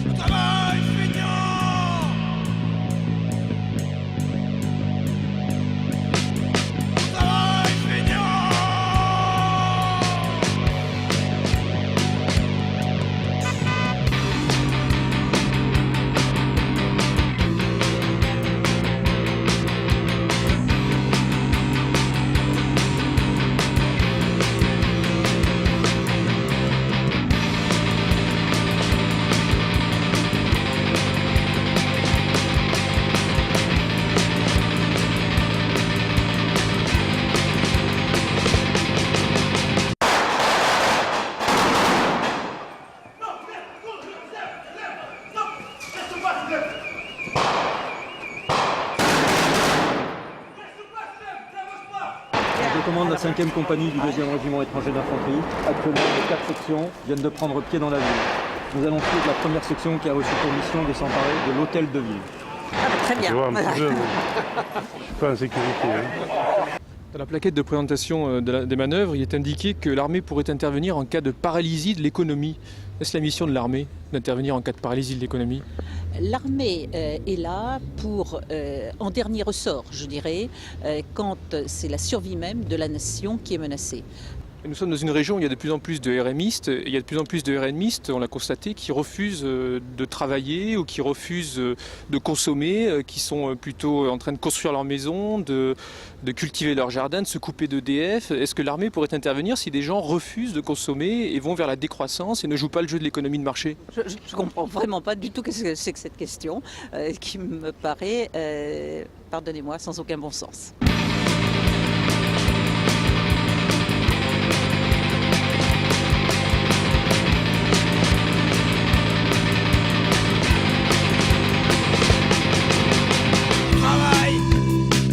Ma voiture, je paye ma voiture pour aller travailler, je travaille. Pour payer ma voiture, je paye ma voiture